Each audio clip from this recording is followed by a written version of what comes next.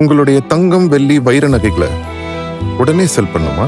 நம்பிக்கையான நிறுவனம் Max Gold. Call 04454545545. Max Gold, cash for gold. இயக்குனர் இமயம் சரிந்தது அப்படின்னு கூட சொல்லலாம். ஒரு தமிழ் சினிமாவுக்கு மிகப்பெரிய ஒரு ஈடு செய்ய முடியாத இழப்பு அப்படின்ற எந்த வித மாற்று கருத்தும் கிடையாது. சொல்கிறதுக்கு காரணம் என்னென்னா, பாரதிராஜா அவர்கள் சினிமாவுக்கு வந்த பிறகு, மிகப்பெரிய வெற்றி அடைந்த பிறகு, நீங்கள் 90 காலகட்டங்களில் கிராமப்புறங்களிலும் சின்ன சின்ன டவுன்களிலிருந்து அவ்வளோ இளைஞர்கள் இந்த சினிமாவை நோக்கி வந்தார்கள். அதுதான் உண்மை. ஏன் அது வரைக்கும் என்ன பண்ணியிருந்தேன்னா, அது வரைக்கும் சினிமான்ட்டு ஒரு பெருங்கனவாக இருந்தது. நாமளாம் கிராமத்தில் இருந்தோம், நாமளாம் ஒரு சின்ன டவுனில் இருக்கிறோம், நம்ம போய் சினிமாவில் போய் அப்படியேப்பட்ட ஒரு அந்த உலகத்தில் போயிட்டு நம்மளால இங்கிலீஷ் பேச முடியுமா, நாம வேலை வாங்க முடியுமா, நாம இயக்குனர் ஆக முடியுமா அப்படின்ற ஒரு தன்னம்பிக்கை மிக மிக குறைவாக இருந்ததா. இது உண்மைதான் இது. ஆனால் இயக்குனர் இமயம் பாரதிராஜா ஒரு வெற்றிகளை அடைந்த பிறகு அவர் கொடுத்த அந்த பத்திரிகை பேட்டிகள் மிக முக்கியமான விஷயம். நான் அள்ளி நகரத்திலிருந்து வந்தையா, நான் ஒரு சின்ன ஊர்ல இருந்து வந்தையா, வரப்பட்டிக்காட்டுல இருந்து வந்தையா, நான் வந்தையா, எனக்கு இங்கிலீஷ் தெரியாதியா, நானே தான் கத்துக்கினேன், நானே தான் ஆளுமையா இருந்தேன். பாலிவுட் நடிகை நான் அவங்க கிட்ட பேசுவியா, நான் சீன் சொல்வியா, நடிச்சு காம்பியா, எனக்கு தெரிஞ்ச பட்லர் இங்கிலீஷ பேசுவியா, முடியாதான்யா, ஒரு வரப்பட்டிக்காட்டுல இருந்து வந்தவையா நானு அப்படின்னு அவருடைய அந்த தொடர்ச்சியான அந்த பேட்டிகள், அவர் சார்ந்த படங்கள், ஒரு கிராமம் சார்ந்த திரைப்படங்கள், இது எல்லாம் சேர்ந்துதான் நீங்க 90கள் 2000 முதல்ல வந்த எந்த இயக்குனர் வேணாலும் எடுங்க. நீங்க எப்படிங்க சினிமாக்குள்ள வந்தீங்க அப்படின்னா, சார் நான் 16 வயது படத்தை ஒரு 60 முறை பார்த்திருப்பேன். சிகப்பு ரோஜாக்கள் படத்தை நான் எத்தனை முறை பார்த்திருப்பேன்னு எனக்கு தெரியாது. முதல் மரியாதை படத்தை காலை காட்சி, மாலை show, evening show, night show, 4 show திரும்ப பார்த்த இயக்குநர்களா இருக்கிறாங்க, பொதுவான இளைஞர்களா இருக்காங்க. அப்படியாப்பட்ட ஒரு பெரும் மாற்றத்தை தமிழ் சினிமாவில் கொண்டு வந்தவர் பாரதிராஜா அவர்கள் என்பதுல மாற்று கருத்து கிடையாது. ஒரு என்ன சொல்றது, ஒரு சாமானியம் கூட நடிக்க வச்சிருக்காரு. அதுதான் ரொம்ப முக்கியமான ஒரு விஷயம்.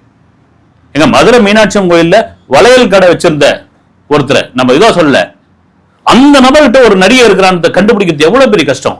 மறைந்த பாண்டியன் அவர்கள் தான் சொல்றவர். மண்வாசனை படத்துக்காக இங்க இல்லாத ஆட்களா கோடம்பாக்கத்திலும் சாலை கிராமத்துல வலசரவாக்கத்துல இல்லாதவங்களா, ஆனா கண்டுபிடிக்கிறதுன்னு ஒண்ணு இருக்குது இல்ல. நான் அவரை ஒரு பத்திரிகையாளராக பலமுறை சந்திச்சிருக்கிறேன். 2-3 தடவை ஒரு 4-5 தடவை பேட்டி எடுத்திருக்கேன். பர்சனலான விஷயங்கள் பேசியிருக்கேன். அதெல்லாம் மீறி கடந்த சில மாதங்களாக அவர் உடல்நல ரொம்ப குன்றி போயிருந்ததுக்கான மிக முக்கிய காரணம் அவருடைய மகன் மனோஜ், அவருடைய அந்த மரணம் தான் அவரை பெரிய அளவில் பாதிப்புகளாச்சு. புத்திர சோகன் வாங்கலீங்களா, அதுதான். ஏன்னா பார்த்து பாராட்டி சீராட்டி வளர்த்த பையன் அவர். அப்படி வளர்த்த பையன். அதுக்கு ஒரு உதாரணம் சொல்லணும் அப்படின்னா, 2002 பல்லவன் ஒரு படத்துல மனோஜ் நடிச்சிட்டு இருக்காரு. அந்த சமயம் நான் ஒரு பிரபல வாரப்பத்திரிகையில் சினிமா நிருபராக இருக்க, அந்த படம் சம்பந்தமான செய்திகள்லாம் எழுதிட்டு இருக்கேன். ஏன்னா அந்த படத்தினுடைய டைரக்டர் அந்த வாரப்பத்திரிகையினுடைய முதலாளிக்கு வேண்டப்பட்டவர். அதனால அடிக்கடி இந்த படம் சம்பந்தமா ஏதாவது செய்தி போட்டுக்கிட்டே இருங்க அப்படின்னு நீங்க ஃபாலோ பண்ணீங்கன்ட்டாங்க. அப்ப நான் போறது, பேசுறது, வரது எப்படியா இருந்த சமயத்துல இதை பாரதிராஜ் சார் கவனிச்சுட்டு இருந்தார். கவனிச்சுட்டு இருந்து, நீங்கெல்லாம் இப்படி சப்போர்ட் பண்றீங்களா பத்திரிக்காரங்க, எனக்குலாம் அப்படி ஒருப்பட்ட சப்போர்ட்டே இல்லை, அதை புரிஞ்சுக்கிறான் அவன், ஏதோ அட்வைஸ் பண்ண வேண்டியதானே, சொல்ல வேண்டியதானே, தன் மகன் ஒரு பெரிய நடிகனாக வேண்டும் என்பது அவருக்கு பெரிய, முதல்ல அது விரும்பல, அதுக்கப்புறம் பெரிய ஆசையா இருந்தது. அதுக்கு இன்னொரு காரணம் என்னன்னா, களிமண்ணை கூட கலைஞனாக்கக்கூடிய ஒரு பெரிய வரம் பெற்றவர் பாரதிராஜா அவர்கள். ஒரு களிமண்ணை கூட நடிக்க வச்சிருவாரு அப்படின்னு. ஆனா தன் வீட்டு பிள்ளை இந்த சினிமாவில் மேல வரலையே என்ற ஒரு சின்ன ஒரு வருத்தம் இருந்துட்டே இருந்தது. ஒரு கட்டத்தில் ஒரு பேட்டி ஒரு பேட்டி பிரசுரமாயிருந்தது. அதை படிச்சுட்டு கூப்பிட்டுட்டு அவர் டி நகர் வீட்டில், சூர்யா வீட்டுக்கு 3வது வீடு, வீட்டில் கூப்பிட்டுட்டு கிட்டத்தட்ட ஒரு 3 மணி நேரம் பேசிட்டு இருந்தார். பர்சனலான விஷயங்கள் ஆஃப் த ரெக்கார்டா, இதெல்லாம் எங்கன்னா பத்திரிகையில் எழுதிட போறியான்னு இப்ப நினைச்சா கூட சொல்லலாம், சொல்லக்கூடாது, அது தர்மம் கிடையாது. நிச்சயமா தர்மம் கிடையாது. அவ்வளவு விஷயங்கள் வந்து அது என்கிட்ட சொல்ல வேண்டிய அவசியமே கிடையாது அவர். ஆனால் அதெல்லாம் மீறி அந்த மகன் மீது அப்படி ஒரு ஆசை. யாருக்கே சம்பாதிக்கிறேன் நான் வந்து, என் குழந்தைங்களை, என் பையனுக்கு தானே சம்பாதிக்கிறேன் அப்படின்னு, அவங்களுக்கு தானே சம்பாதிக்கிறேன். இப்போ இவ்வளோ பெரிய சம்பாத்தியம், இவ்வளோ பெரிய புகழ் எல்லாம் இருந்தால் என்ன ஆகிப்போச்சு வந்து. அது பிறகு அவர் கிட்டத்தட்ட வந்து அவர் உடல்நலம் ரொம்ப குன்றி போய் தன் மகள் வீட்டில், ஜனனி அவர்கள் வீட்டில் மலேசியாவில் இருந்திருக்காரு. யாரு கூட பேசாமல் இருந்திருக்காரு ஒரு 3 மாதம். அது பிறகு நான் சென்னைக்கு போனேன்னு நினைக்கிறேன். சென்னைக்கு வந்திருக்காங்க, ட்ரீட்மெண்ட்ல இருந்திருக்காங்க. குறிப்பாக டாக்டர்ஸ் என்னன்றாங்க, சினிமாக்காரர்கள், அவர் சம்மந்தப்பட்ட சினிமாக்காரர்கள் யாரையும் வந்து மீட் பண்ண வைக்காதீங்க. ஏன்னா அவங்கள பார்த்தா அவருக்கு வந்து அழுக வந்துடும். அழுக வந்த பிறகு பிபி ரைஸ் ஆகிடும், வேணாம் அப்படின்னு. அது மாதிரி கொஞ்சம் கொஞ்சமாக தேடி வந்த பிறகு அவங்க ராதிகா மேடம் 2-3 பேர்லாம் போய் பார்த்துருந்தாங்க. அந்த வீடியோலாம் கூட வந்திருந்தது. ஒரு சிங்கம் மாதிரி இருந்தவர் கங்கையமரன் அவர்கள் உட்காந்துட்டு ஏதோ சொல்லி அவருடைய மனசை தேத்துறாரு வந்து. பழைய பாடல்கள் எல்லாம் பாடி அந்த காணொலியெல்லாம் வந்திருந்தது. அதெல்லாம் பார்த்த பிறகு எப்படியாப்பட்ட ஒரு உண்மையிலே ஒரு இமயம் தான் அது சரிஞ்சு போயிடுச்சு. ஒரு சம்பவம் கூட நான் சொல்றேன். நான் வந்து கர்நாடகாவில் தண்ணி கொடுக்க மாட்டேன் அப்படின்னு தகராறு. இவங்க என்ன பண்ணிட்டாங்க, இயக்குனர் இமயம் பாரதராஜா தலைமையில் இங்கே நெய்வேலியிலேருந்து போகிற கரண்ட் கர்நாடகாவுக்கு போகக்கூடாது, நெய்வேலியில் கரண்ட் கட் பண்ணு அப்படின்னு இவங்க போய் நெய்வேலி நோக்கி ஒரு போராட்டம். அப்போ நான் அவர்கிட்ட பேசிட்டு இருந்தப்போ சும்மா கிண்டலா சும்மா சொல்லிட்டு இருந்தேன். அவர் தான் ரொம்ப பயங்கர ஆக்ரோஷமா பேசிட்டு இருந்தார். சார், இதுக்கப்புறம் நீங்கள் பெங்களூர் மைசூரே போக முடியாது போலது அப்படின்னு. யோ, ஏன் போக முடியாது? இது என்ன மொழி சார்ந்த பிரச்சனையா? இது உரிமை சார்ந்த பிரச்சனை. இது என்ன மொழிக்கான பிரச்சனையா? இது எல்லாரும் அண்ணன் தம்பி தானே. அது அவங்களுக்கே கூட தெரியல. அந்த தண்ணியை ஏன் நீங்க வந்து தேக்கி வைக்கிறீங்க? அந்த தண்ணியை ஏன் நீங்க வீணாக்குறீங்க? அந்த தண்ணி உபரி தண்ணி அவனுக்கு கொடுத்து விடுங்களேன், நம்ம கீழே இருக்கிறாங்கல்ல அப்படின்னு. இப்ப நீங்க தண்ணி தரல அப்படின்னா நாங்க கரண்ட் தர மாட்டோம், அவங்களும் புரிஞ்சுப்பாங்க. அதனால இது ஒரு மொழி பிரச்சனையா, ஒரு இன பிரச்சனையா கிடையாது வந்து, இது உரிமை சம்பந்தப்பட்ட பிரச்சனை அப்படின்னு அது ஒரு தகவலை சொன்னார். என்ன நான் யாருக்கிட்டே அசிஸ்டண்டா இல்லைன்னு பல பேர் சொல்லிட்டு இருக்காங்க. என்னை அசிஸ்டண்டா சேர்த்து கொண்டவரே ஒரு கன்னட டைரக்டர் தான் அப்படின்னு. அவர் பேர் பிரபல கன்னட டைரக்டர் புட்டண்ண கனகல், மிகப்பெரிய பிரபலமானவர். அவருடைய படங்களை பார்த்துட்டு இவரு ரொம்ப பயங்கரமா மீசிலர்த்து போய் அவர்கிட்ட போய் அசிஸ்டண்டா சான்ஸ் கேட்டிருக்காரு. அவர் சொன்னதுதான். பொதுவாக சான்ஸ் கேட்கும்போது என்ன பண்ணுவாங்க, அது பிஸியான டைரக்டர்னா பார்க்கவே முடியாது. அங்க போங்க, இங்க போங்க, நாளைக்கு வாங்க, இது ஒண்ணுவாங்க. இவரை பார்த்த உடனே ஏதோ ஒரு காரணத்துக்காக பிடிச்சி வச்சா கேட்கிறாரு அவர் வந்து, சார் அசிஸ்டண்டா சார்னா சார் அப்படின்னு. என்ன காரணத்துக்காக உண்மையா அவர் சொல்றாரு வந்து, இப்போ வரைக்கும் அது என்னன்னு தெரியலன்னு அவர்கிட்ட கேட்கவே இல்லை. ஏர் அப்படின்ட்டாரு. நேரா ஜெமினி ஸ்டுடியோவில் வந்து ஷூட்டிங் நடந்துக்கிட்டு ஒரு கன்னட படம். இந்த பையன் எனக்கு வேண்டப்பட்டவன், இவன் ஒர்க் பண்ணுவான் அப்படின்னு அங்க இருக்கிற அசிஸ்டன்ட் அசோசியேட், அவருடைய அசிஸ்டன்ட் அசோசியேட் சொல்லிட்டு போயிட்டாராம். அவங்க அப்படி கொஞ்ச நேரம் பாக்குறாங்களா, எல்லாம் பேட் வச்சுட்டு இது வச்சுட்டு பாக்குறாங்களா. அவங்களுக்கு என்னன்னா ரொம்ப உரிமையா சொல்லிட்டு போறாருன்னு ஒருத்தர் மட்டும் கேட்டாப்பியா, நீங்க ஒரு சாரோடைய ரிலேஷனா அப்படின்னா, ஆமா ரிலேஷன் தான். ரிலேஷன் சொல்லி அந்த படத்துல அவர் முதலில் அசிஸ்டன்ட் டைரக்டரா ஒர்க் பண்ணது ஒரு கன்னட இயக்குனர், பிரபல இயக்குனர், ஒரு கன்னட திரைப்படம். அது இங்க வந்து காவிரி நீருக்காக அவர் வந்து நெய்வேலியிலிருந்து கரண்ட் போகக்கூடாதுன்னு போராடிட்டு இருக்காரு. அந்த விஷயத்தை சொல்றாரு. அந்த செட்ல போய் இதுவாடியாச்சு, என்ன ஒரு ஸ்கிரிப்ட் தொட விட மாட்டேறாங்க, ஒரு கிளாப் போர்டு தொட விட மாட்டேன்றாங்க, வியூ பாயிண்டர்ல வந்து பார்க்கவே விட மாட்டாங்க வந்து. அப்ப அவுட்டோர் கிளம்புறாங்க. அவுட்டோர் கிளம்பும் போது சில அசிஸ்டன்ட்களை வந்து விட்டுட்டு போயிடுவாங்க, செலவு அதிகம் அப்படின்னு, நீங்க ஆபீஸை பாத்துக்கன்னு. அப்ப இருக்கிற ஒரு அசோசியேட் டைரக்டர் அந்த சமயத்துல, எனக்கு 25 ரூபா தரையா, உன்னை அவுட்டோர் கூட்டு மாறேன் அப்படின்னு. என் பாக்கெட்லேயே 3 ரூபா தான் இருக்குது. நானே அதை வந்து எங்கெங்கேயோ பிச்சை எடுத்து இது பண்ணிக்கின்னு சோத்துக்கு தண்ணிங்க லாட்ரி அடிச்சுட்டு நான் இது பண்ணிட்டு இருக்கேன். 25 ரூபா பெரிய காசு என்கிட்ட இல்லைங்கன்ட்ட. அவனை அவுட்டோர் கூட்டமாக விட்டு போயிட்டாங்க. முடிச்சுட்டு வந்துட்டு டைரக்டர் புட்டண்ண கனகல் வந்து வராரு. பார்த்துட்டு, நீ என்ன அவ்வளோ பெரிய ஆளாயிட்டியா நீ அப்படின்னு கேட்குறாரு. எனக்கு ஷாக் ஆகி போச்சு. அவுட்டோரில் வரமாட்டியா அப்படின்னோடனே, சார் எனக்கு 25 ரூபா ஃபீஸ் கேட்டாங்க, என்னால் கொடுக்க முடியல. இது வந்து ஃபீஸா? யார் கேட்டதுன்னு ஒரு அசோசியேட் டைரக்டர் அவர் பேரை சொன்னு அந்த படப்பிடிப்பு தளத்தில் ஃப்ளோரில் எல்லார் முன்னாடியும் வச்சு அந்த அளவுக்கு திட்டினான். அப்படி திட்டினாராம். அவர்கிட்ட தான் நான் அசிஸ்டண்டா இருந்தேன் அப்படின்னு. அதுக்கு இன்னொரு சம்பவத்தையும் கூட சொல்லியிருந்தார். நிறமாறாத பூக்கள் படத்துக்கான ரீ ரெக்கார்டிங் வந்து இளையராஜா பண்ணிட்டு இருக்காரு. ரொம்ப இதுவா போயிட்டு இருக்குது ரீ ரெக்கார்டிங். வந்து ஒரு காட்சி பார்க்குறாரு. பார்த்து முடிச்சுட்டு அந்த காட்சிக்கு வந்து நோட்ஸ் எழுதி கொடுத்துட்டு ரீ ரெக்கார்டிங் வந்து பண்றாங்க. பண்ணி முடிச்ச உடனே, அவ்வளவு பிரமாதமான அந்த காட்சிக்கான ரீ ரெக்கார்டிங் பண்ணி முடிச்ச உடனே இருட்டுல இருந்து கை தட்டுற சத்தம் கேக்குது. இளையராஜா உட்பட நான் உட்பட எல்லாரும் திரும்பி பார்த்தா அந்த இருட்டுல இருந்து ஒரு உருவம் அப்படியே வெளியே வருது. பார்த்தா இயக்குனர் புட்டன கனகல். எனக்கு பெரிய ஆச்சரியமா இப்போ உனக்கு சன்ன பிடிச்சிக்கிட்டாரு வந்து பாரதி. எனக்கு ரொம்ப பெருமையா இருக்குது. ஏன்னா என்னுடைய மனைவி பிள்ளைகள் எல்லாரும் வந்து உன்னுடைய ரசிகர்கள், உன்னுடைய படம் பார்க்குற ரசிகர்கள். உன் படம்னா அப்படி பார்த்துருவாங்க பெங்களூர்ல, முதல் காட்சி முதல் ஷோ அப்படின்னு. எனக்கு பெரிய பெருமையாகி போச்சு. இந்த காட்சியை நான் பார்த்தேன், பிரமாதமா அதை எடுத்திருக்கிற, எனக்கு ரொம்ப பெருமையா இருக்குது என்னுடைய அசிஸ்டன்ட் சொல்றதுல அப்படின்னு சொன்ன அந்த விதம் எனக்கு அப்படியே மேசிலுத்து போச்சு அப்படின்றாரு. எவ்வளவு பெரிய டைரக்டர். அதன் பிறகு கேஆர்ஜி அவர்கள் தயாரிப்பாளர், அவரை கடைசி காலம் வரைக்கும் கேஆர்ஜி அவர்களை முதலாளி என்று கூப்பிட்டவர் வந்து பாரதிராஜா அவர்கள். காரணம் என்னன்னா, அவர் கம்பெனியில் தான் அவர் படம் பண்றதா இருந்தது. அங்கதான் அவர் ஆபீஸ் பாய் மாதிரி இருந்தார்.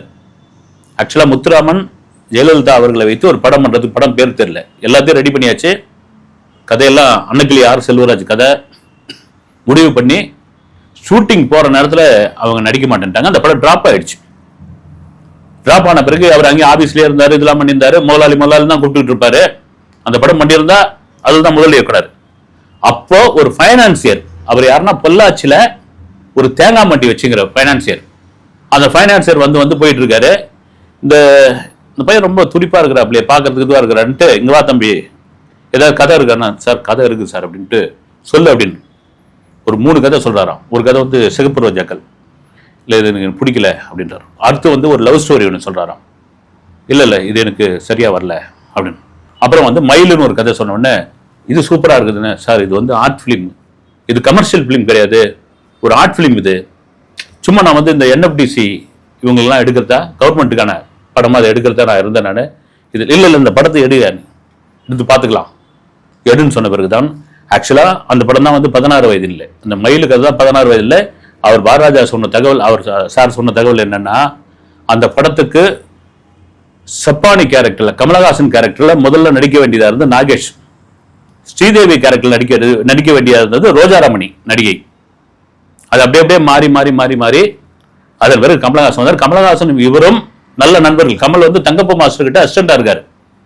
இவர் வந்து வாய்ப்பு தேடிட்டு இருக்காரு. பனகல் பார்க்ல மீட் பண்ணுவாங்களாம் 2 பேரும்.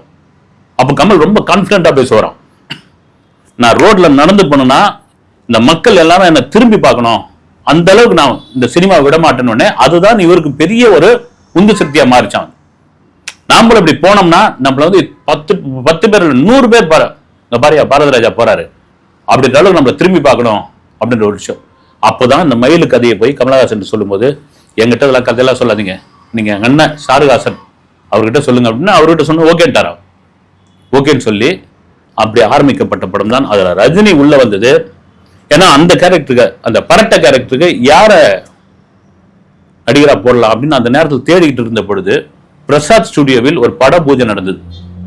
அந்த பட பூஜை சமயத்துல ஒரு ராஜூட் பைக்ல பின்னாடி உட்காந்துன்னு ஒரு இளைஞர் நிறைய முடி வச்சுக்கிட்டு, பாலச்சந்தர் சாருடைய ஒரு பூஜைக்குன்னு நினைக்கிறேன், வந்தவுடனே பார்த்த உடனே இதுவாயிடுச்சா. வந்து இந்த பையன் நல்லா இருப்பாப்லேன்ட்டு, இது மாதிரி நான் பாரதிராஜா ஒரு படம் பண்றேன், அது அவார்டு ஃபிலிம் பண்றேன். ஓகே ஓகே ஓகே நீங்க பண்றீங்களா? ஓகே பண்றேன். என்ன சேலரி எதிர்பார்க்குறீங்க? 5000 கொடுங்க அப்படின்னாரு. 5000 இல்லைங்க, இது அவார்டு பண்ணாங்க. 4000 கொடுங்க அப்படி.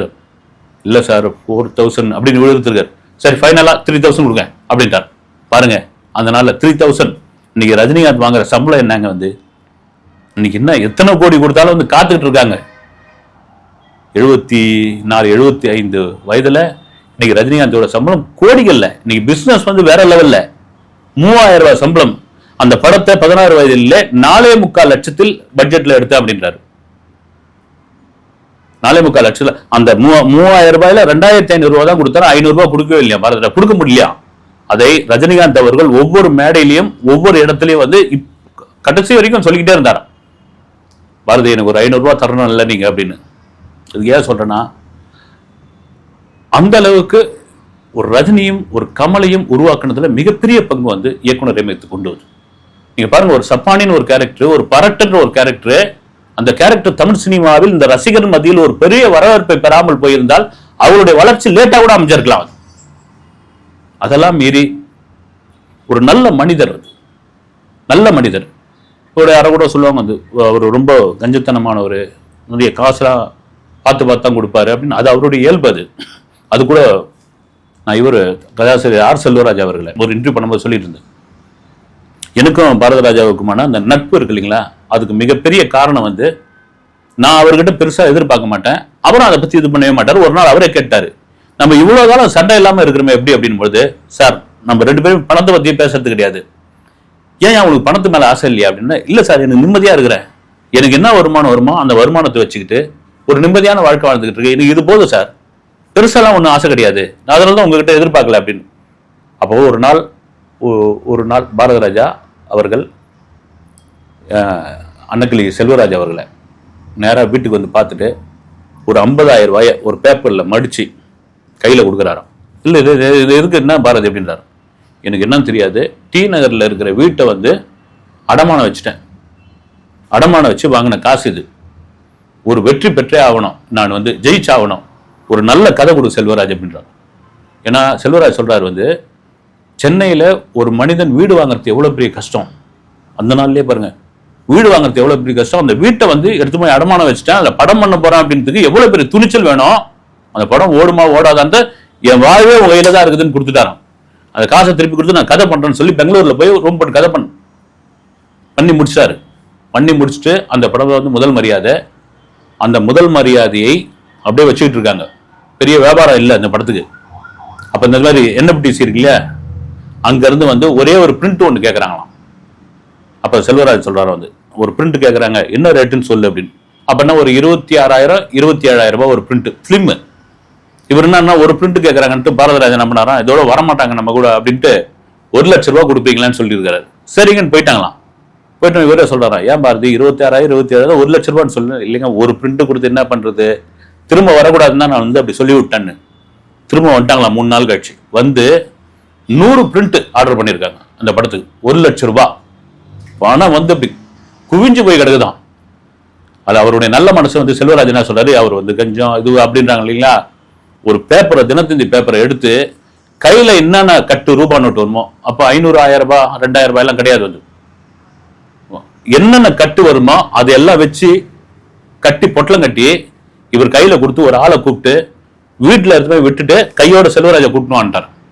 அந்த கலைஞனுக்குள்ள மனசு தாங்க வந்து எப்பவுமே அந்த ரொம்ப லோ லெவல்ல இருந்து வரவங்க வந்து ஒண்ணு வந்து பணத்தை தண்ணீரா செலவு பண்ணுவாங்க, இல்லைன்னா பார்த்து செலவு பண்ணுவாங்க. வடிமட்டத்தில் ஒரு இன்செக்யூர் குணம் தான் அது. இன்னொன்னு வந்து நம்ம அப்பவே கஷ்டப்பட்டோம், இப்ப என்ன கொடுத்தா என்ன இருக்குது அப்படின்ற ஒரு விஷயம் தான்.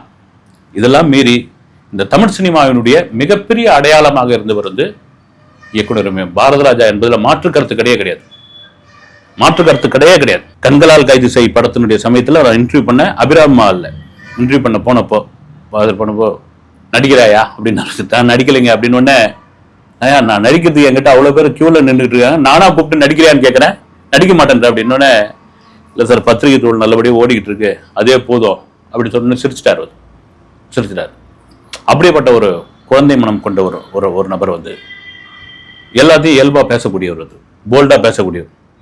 அப்போல நான் வந்து திருநெல்வேலி தினமலர் பத்திரிகையில சேர்ந்தப்போ ஒரு இன்டர்வியூன்னு கேட்ட உடனே அவர் வந்து தினமலரா அப்படின்ட்டு, நான் சொல்றது 80s காலகட்டத்திலேயே வாரமலர்னு ஒரு பத்திரிகை வரல, சப்ளிமெண்ட்ரி. அது காலையில வந்த உடனே நான் படிச்சு பிடிக்கணும் இல்லையோ, என் ஒய்ஃப் முதல்ல படிச்சுட்டு இட்லிலாம் பார்த்தீங்கன்னா ஃபேன் மேல அடிச்சு தொங்கும், கண்ணாமண்ணான்னு என்னை பற்றி எழுதி வச்சிருப்பாங்க அப்படின்னு வந்து அது வந்து ஒரு கோமா ஒரு கிண்டலா சொல்லியிருந்தாரு. அந்த நேரத்தில் அதை படிச்சுட்டு அந்த அளவுக்கு அந்த பிரிண்ட் மீடியால அந்த கிசுகள் அந்த அளவுக்கு போய் வேலை செஞ்சிருக்குது.